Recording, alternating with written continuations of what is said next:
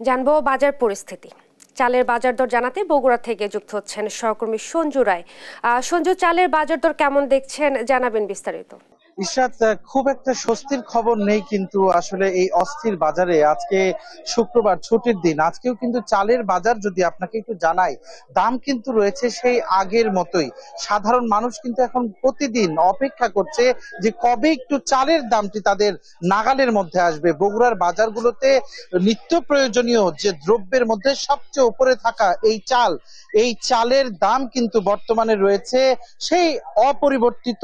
আটাশ চাল যেটি বিক্রি হচ্ছে 56 থেকে 60 টাকা, এবং মাঝারি গোছের যে চালটি সবচেয়ে বেশি মানুষ কেনে, কাটারি চাল, সেই কাটারি চাল কিন্তু বিক্রি হচ্ছে 68 থেকে 70 টাকায়।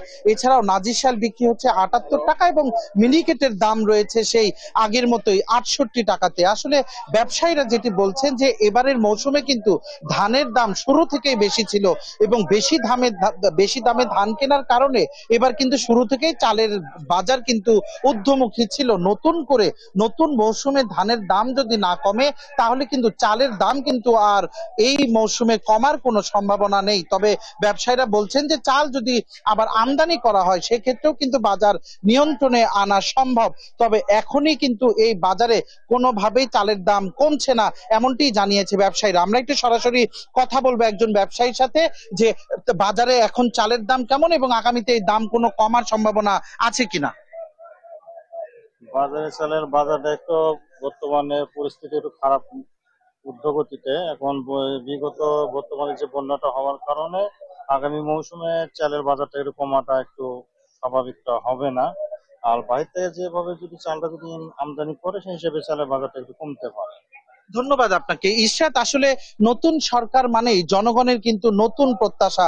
অন্তর্বর্তীকালীন এই সরকার যেহেতু রাষ্ট্র সংস্কারের কাজ করছে, তাদের কাছে কিন্তু সাধারণ মানুষ একটি দাবি জানিয়েছে, যে কোনো মূল্যে নিত্য প্রয়োজনীয় দ্রব্যের দাম সাধারণ মানুষের হাতের নাগালে আনার জন্য। এই জন্য যে জায়গায় সংস্কারের প্রয়োজন, যে সিন্ডিকেট ভাঙা প্রয়োজন, এবং চালের মিলার থেকে শুরু করে ডিলার এবং বড় বড় ব্যবসায়ীদের সাথে যদি সমন্বয়ের প্রয়োজন হয়, সেটি করে হলেও দ্রুততম সময়ে সাধারণ মানুষের নাগালের মধ্যে চালের দাম আনার দাবি জানিয়েছেন সাধারণ মানুষ। ইশরাত, বগুড়ার বাজার থেকে চালের বাজারের দাম দর নিয়ে আমার কাছে এটি ছিল সর্বশেষ। আপনাকে ধন্যবাদ। বগুড়া থেকে চালের বাজার দর সম্পর্কে বলছিলেন সহকর্মী সঞ্জু রায়।